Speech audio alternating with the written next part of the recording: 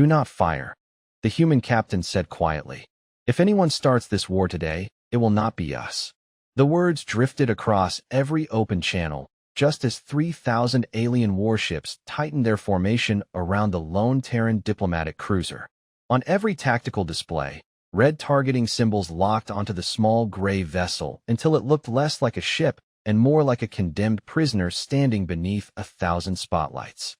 Inside the bridge of the TSS Concorde, Admiral Marcus Hayes rested one hand on the edge of the command table and watched the glowing icons without blinking.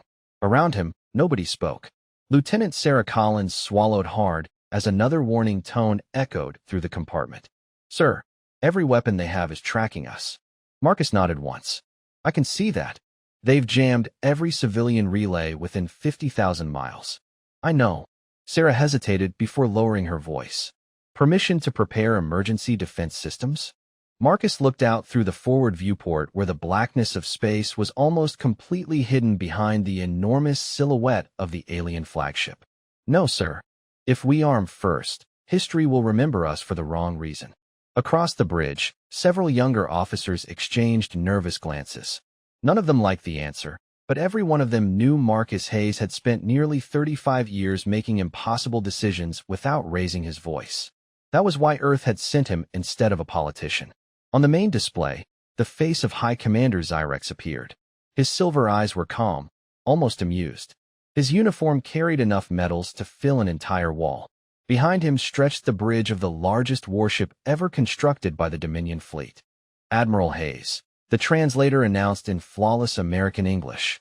You have exactly 5 minutes to surrender your vessel and authorize Earth's unconditional submission. Refusal will be interpreted as hostility. Marcus folded his hands. Is that your final offer? Zyrex smiled faintly.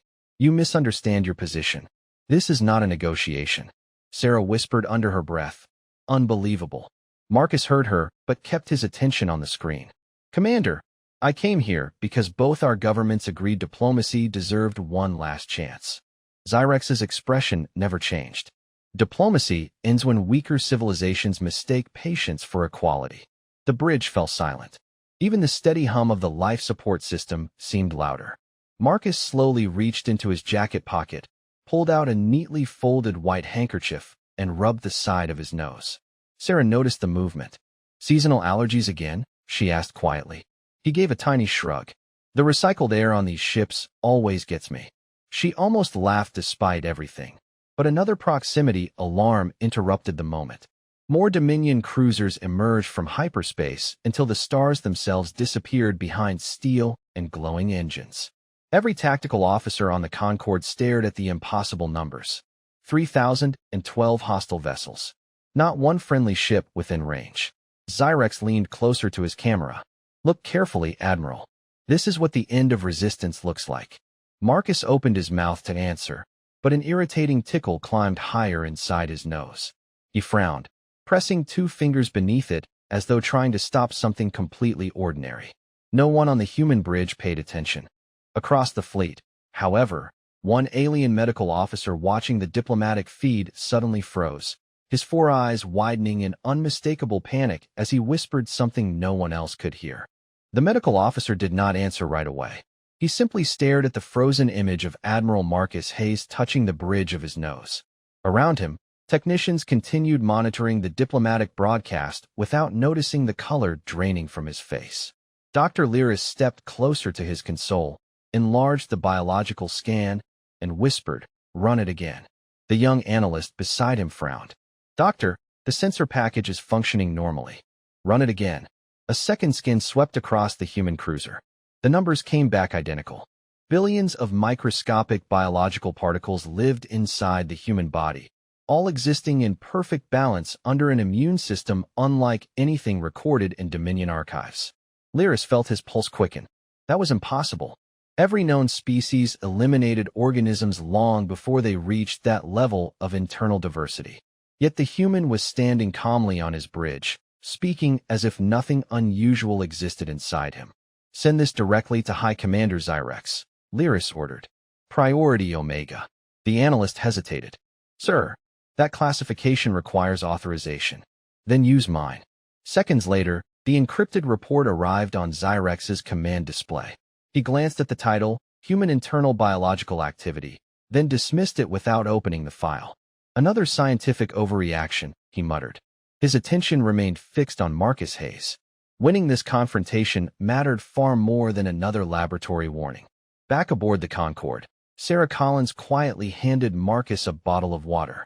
You look like you are fighting a cold. Marcus smiled faintly. I wish it were that simple. Every spring back home my allergies remind me that nature always wins. Sarah chuckled.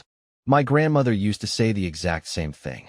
Their brief conversation eased the tension for only a moment before another alert flashed across the bridge. Sir, the communications officer announced. Dominion boarding craft are leaving the flagship. Marcus looked toward the tactical display. 12 sleek shuttles accelerated from the enormous carrier, flying in perfect formation toward the Concorde. Distance, 800 miles and closing fast. Sarah turned to Marcus. They are not waiting for 5 minutes anymore. Marcus remained remarkably calm. Open a channel. Xyrex appeared almost instantly. Have you reconsidered? Marcus answered without raising his voice. Commander, your own deadline has not expired. Circumstances have changed. Only because you decided they did. Xyrex folded his hands behind his back. You mistake restraint for weakness. Marcus met his eyes without blinking. No, I understand restraint because my people practice it every day. The channel closed. Silence settled across both bridges. On the flagship, Dr. Lyris finally forced his way into the command center carrying a portable scanner. Security officers stepped aside as he approached Xyrex. Commander, you must read my report immediately. Xyrex barely looked at him. Not now. Now, Lyris insisted. If my findings are correct, your boarding teams cannot be allowed anywhere near that ship. Xyrex's expression hardened. Doctor, you are interrupting a military operation over a routine biological profile. Lyris slowly lifted the scanner toward the main display. Every warning indicator had turned crimson. A message stretched across the screen in ancient Dominion script, one that almost no one alive had ever seen activated. The nearest officers instinctively stepped backward as the automated voice echoed through the bridge. Warning. Biological signature matches restricted extinction archive. Immediate containment is advised. Dr. Lyris did not wait for permission. He tapped the crimson warning symbol, and an ancient recording filled the command bridge. The image was damaged, the audio uneven, but one sentence survived every century. If the biological signature matches the pattern, do not approach. Distance is your only advantage. Every officer on the flagship looked toward Xyrex. The commander folded his arms. This archive is more than 400 years old. We do not base military decisions on myths. Lyris took a slow breath. It is not a myth. It is a classified scientific record. He expanded another file across the display. Charts, genetic comparisons, environmental studies, and forgotten expedition logs appeared one after another. Long before the Dominion existed, an exploration fleet entered an uncharted system. They encountered a primitive ecosystem unlike anything they had ever documented. The expedition did not report a weapon. They did not report an attack. They reported biological incompatibility. Xyrex frowned. And you believe this human is connected? Not connected, Lyris answered. The markers are nearly identical. One of the intelligence officers leaned closer to the screen. How can that be? Earth was not even a spacefaring civilization when this report was written. Exactly, Lyris replied. That is why nobody looked for the connection until now. On board the Concorde, nobody knew what was happening inside the alien flagship. Marcus Hayes was still standing beside the command table with his handkerchief tucked back into his jacket pocket. Sarah Collins watched the tactical display. The boarding shuttles had slowed.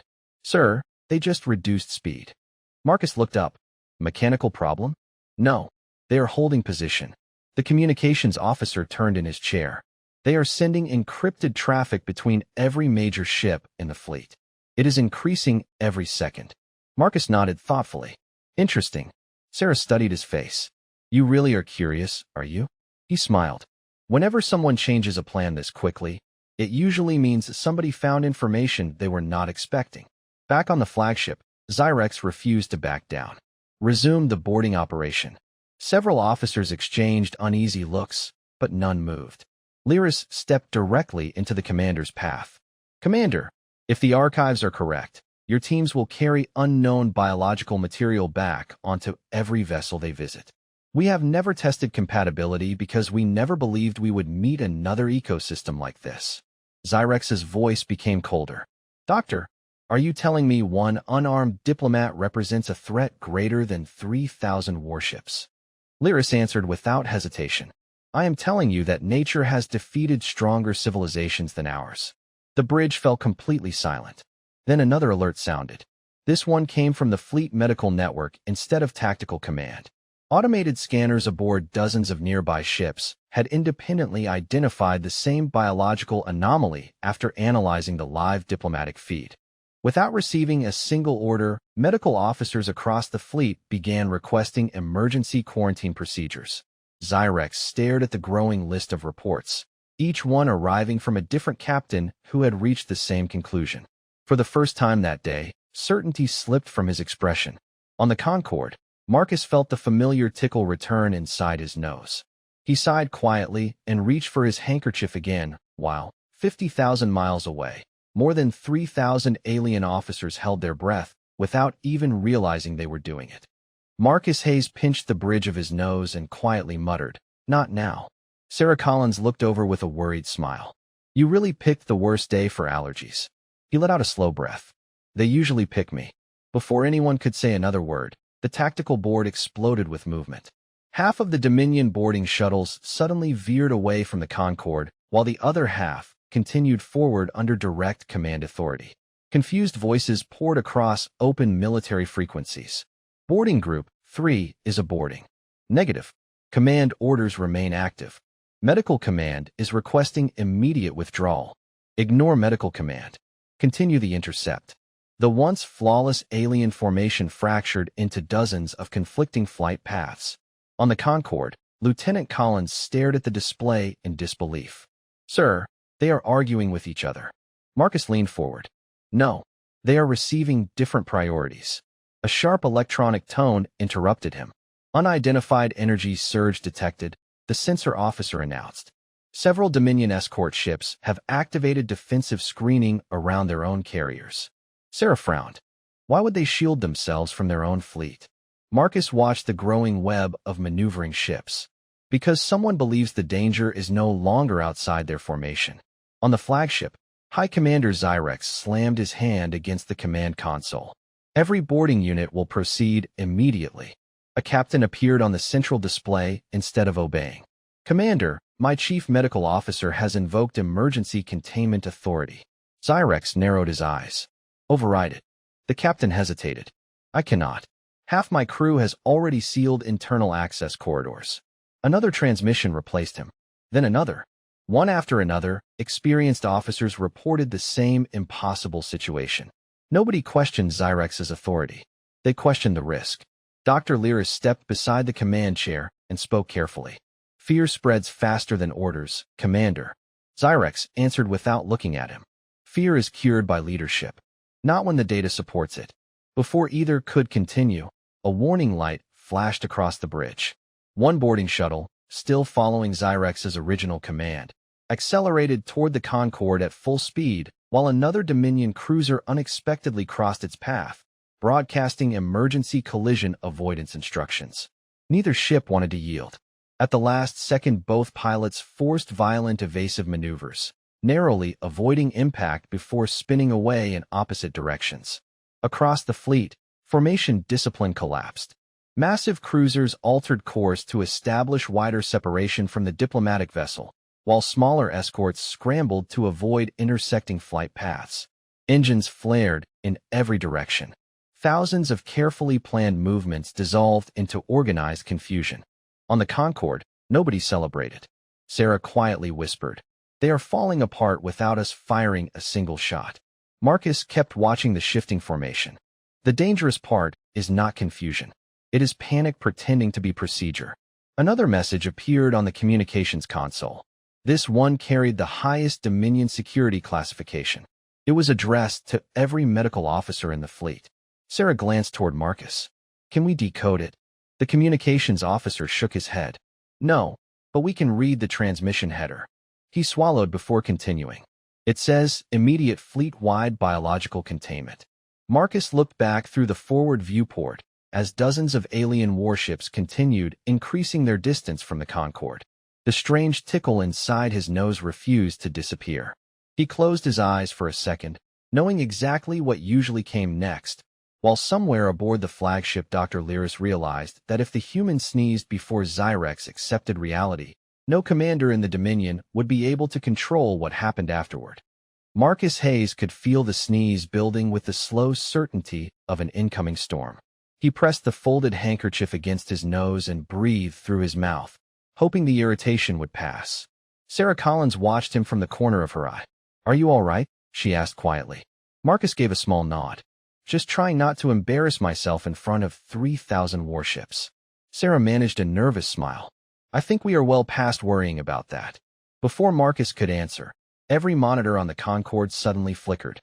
The alien fleet had begun transmitting on an open emergency frequency instead of encrypted military channels.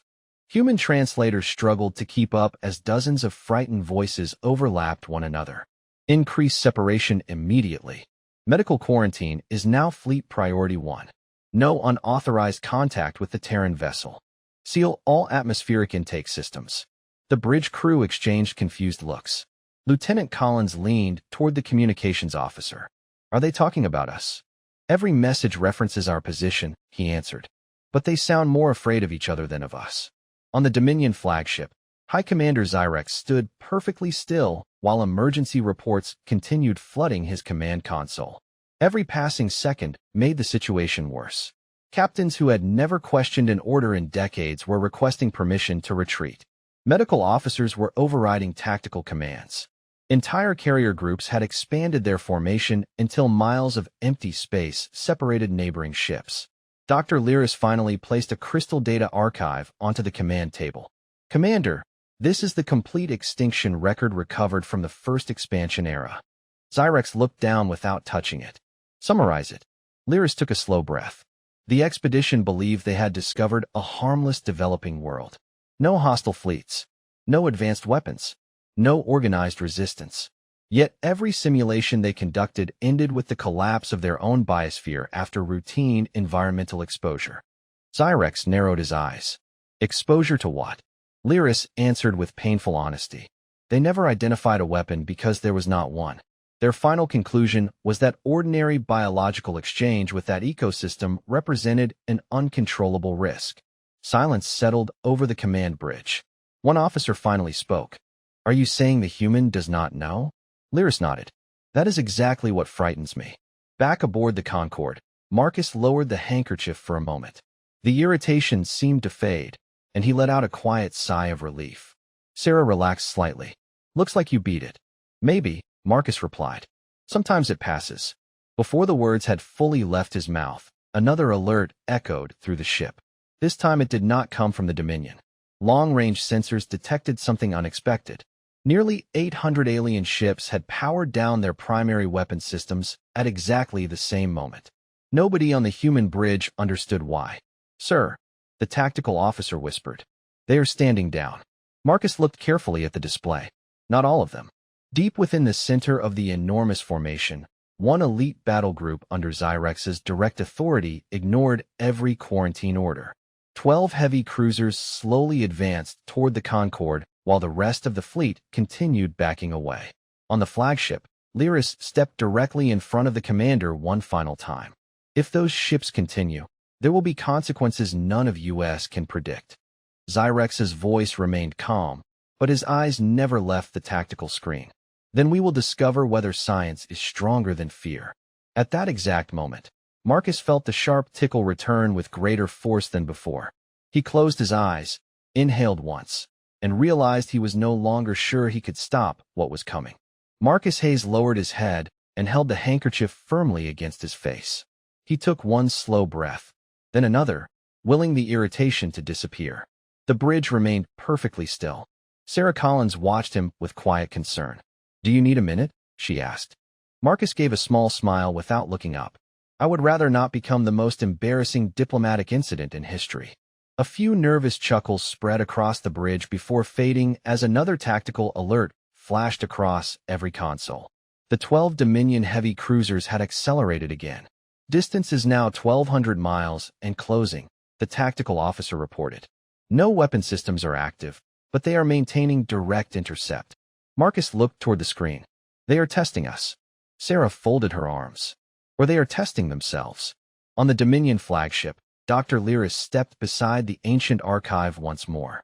Commander, there is one section you still have not read. Zyrex answered without turning around.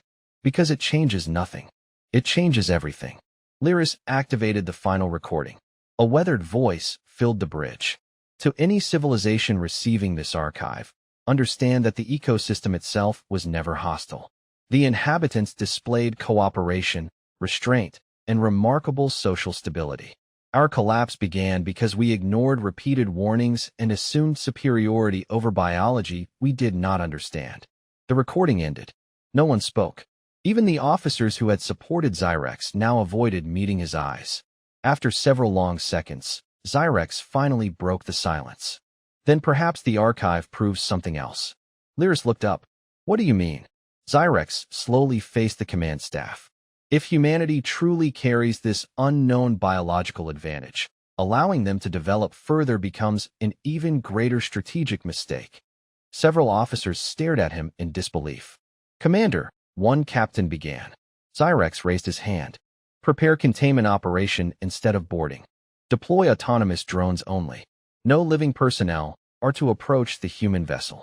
Lyris realized what the commander intended. You still want to capture him? I want answers, Zyrex replied. History rewards those who master fear instead of surrendering to it. Within seconds, hundreds of unmanned interception drones launched from the 12 advancing cruisers. Unlike living crews, the machines ignored quarantine warnings. They spread into a perfect containment net around the Concorde, surrounding the small Terran ship from every direction without carrying a single biological risk of their own. On the Concorde, Sarah looked at the expanding formation. Those are not fighters. The sensor officer nodded. No life signs aboard any of them. Fully autonomous. Marcus quietly exhaled. Smart adjustment. Sarah looked surprised. You sound impressed. He learned from his mistake, Marcus answered. That makes him more dangerous, not less. Before anyone could react, the drones projected dozens of synchronized scanning beams across the Concorde. None of them damaged the ship. Instead, every beam focused on collecting biological data from inside the vessel. Medical readings, atmospheric composition, microscopic particles, everything.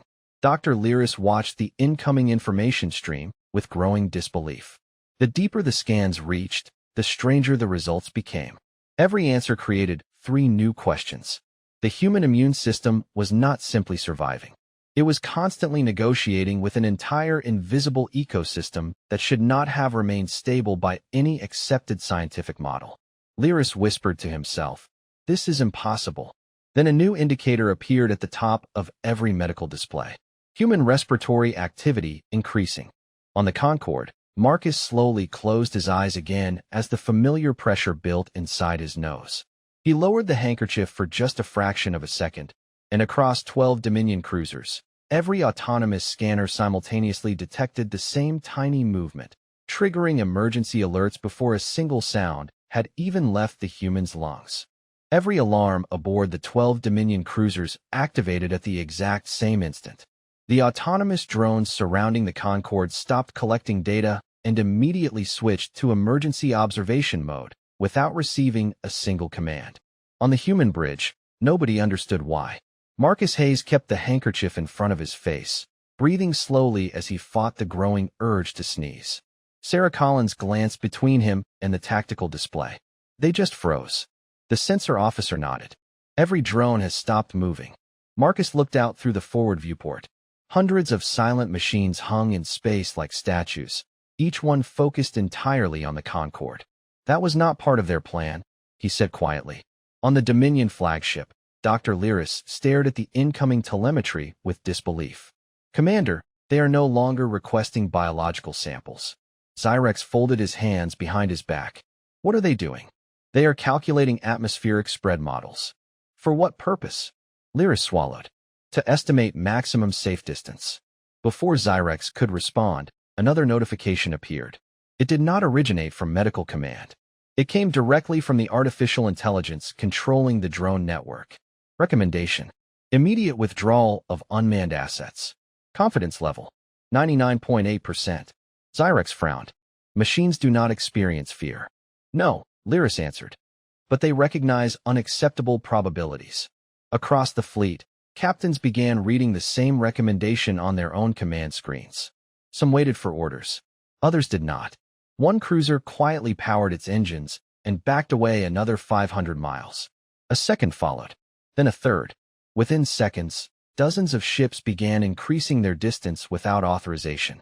Fleet discipline, once considered unbreakable, started unraveling under the weight of a possibility no commander could fully understand. "This is Captain Varek," one transmission echoed across the open command frequency. "My responsibility is the survival of my crew. We are withdrawing to quarantine range." Another voice immediately followed. "Carrier Group 9 confirms the same action."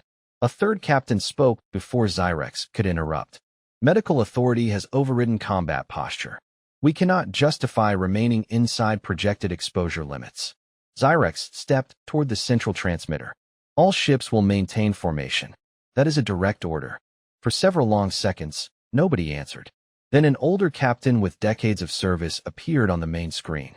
"Commander, I have followed every order you have ever given. I cannot ask my crew to ignore science." The transmission ended. One by one, additional captains disconnected from fleet command and established independent quarantine protocols. On the Concorde, Sarah looked at the expanding gaps between alien warships. "They are leaving each other." Marcus slowly lowered his handkerchief as the irritation finally eased for a brief moment. "No," he replied. "They are protecting each other."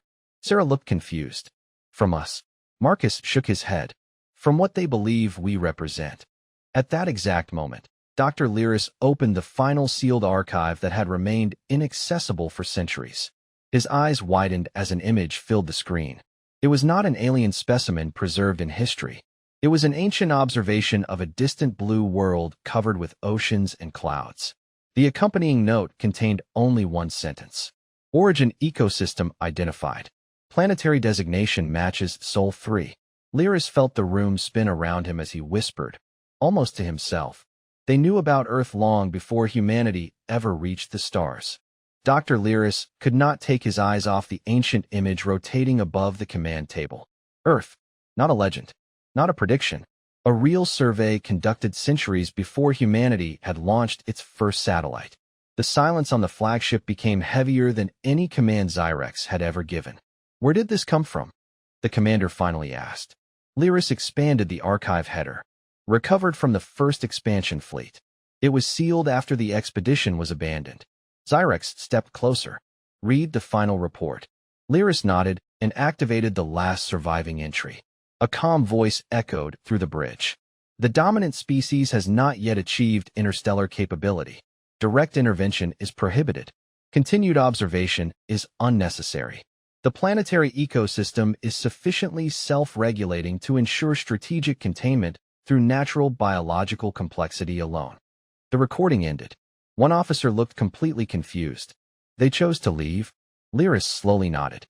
"Not because they could not conquer the planet. Because they concluded conquering it was not worth the risk." Zyrex stared at the blue world suspended above the table. For the first time in decades, he realized the greatest mistake of his career had not been underestimating humanity's military.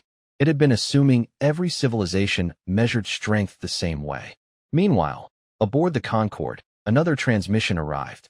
Instead of threats, it carried a request for direct communication from Dominion Medical Command. Sarah Collins looked toward Marcus. "That is new." Marcus gave a small shrug. "Let us hear what they have to say." Dr. Lyris appeared on the main display.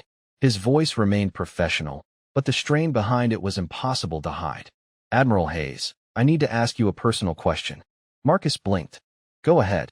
Have you experienced respiratory irritation recently?"